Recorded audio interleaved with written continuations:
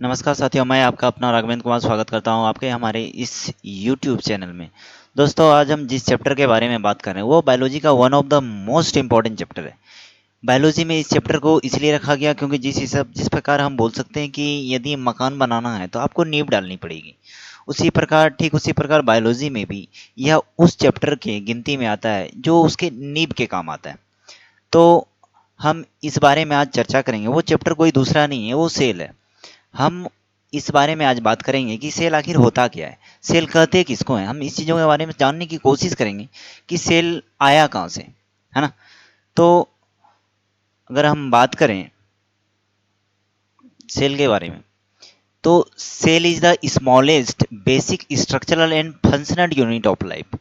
कहने का मतलब यह वह सबसे छोटा स्ट्रक्चर है जो किसी बॉडी के निर्माण में सहायक है। यह किसी बॉडी का सबसे छोटा स्ट्रक्चर है। यदि मैं इस मकान के सबसे छोटे स्ट्रक्चर के बारे में बात करूं, तो इस मकान का कोई सा भी मकान उठा लो, कोई सा भी मकान उठा लें, उसके सबसे छोटे स्ट्रक्चर की बात करें तो सबसे छोटा स्ट्रक्चर वो ईटा होगा। ईटा से भी छोटा स्ट्रक्चर हो सकता है, लेकिन ईटा से भी छोटा स्ट्रक्चर हमारे कोई काम का नहीं है। बालू हमारे कोई काम का नहीं होगा, बालू का ला देंगे तो ढेर हो जाएगा, मिट्टी ला देंगे तो ढेर हो जाएगा। पर जो इस मकान के स्ट्रक्चर को बनाने में सहायक होगा ना, वो सबसे छोटा स्ट्रक्चर जो होगा वो ईटा हो सकता है। ईटा के अलावा ढेर सारा स्ट्रक्चर होगा, लेकिन वो मकान का फॉर्मेशन नहीं करा सकता। सिर्फ बालू रखें तो मकान का फॉर्मेशन नहीं हो सकता, सिर्फ मिट्टी ला के रख दें तो मकान का फॉर्मेशन नहीं हो सकता। यदि मकान को बनाना है तो आपको सबसे छोटा यूनिट जो है वो ईटा डालना पड़ेगा।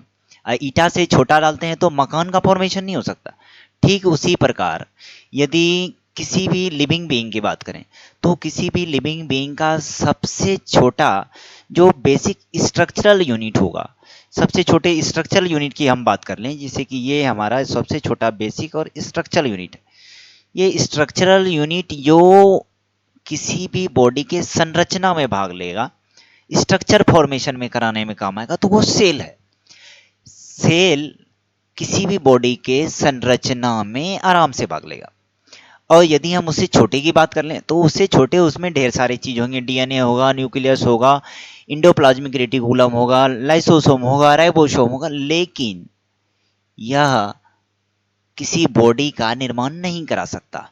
यानी निर्माण कौन कराएगा? जिस प्रकार हमने कहा कि अभी मकान में ईटा सबसे छोटा यूनिट होगा, लेकिन ईटा किसे बना होगा? ईटा बना होगा, ऑब्वियस है, बालू से बना होगा, ईटा बना होगा, मिट्टी से मिलकर बना होगा। लेकिन क्या ईटा क्या मकान क्या मकान बालू और मिट्टी के रख देने से कंप्लीट हो गया क्या? नहीं।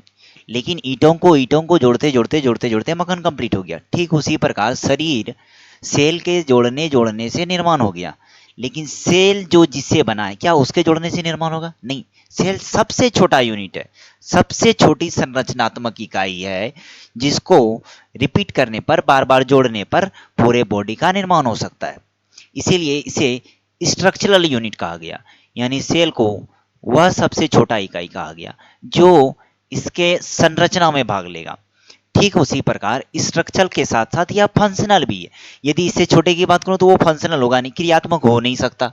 क्यों नहीं हो सकता क्रियात्मक? यदि एक मेट्रोकोन्ड्रिया की बात कर लो तो श्वसन में, लेकिन एक अकेला बेचारा विदाउट साइटोप्लाज्म के मदद से मेट्रोकोन्ड्रिया कुछ नहीं कर सकता, डीएनए कुछ नहीं कर सकता, न्यूक्लियस कुछ नहीं करता। यानी उसको फंक्शनल होने के लिए, क्रियात्मक होने के लिए सबसे छोटे यूनिट पे जाना पड़ेगा।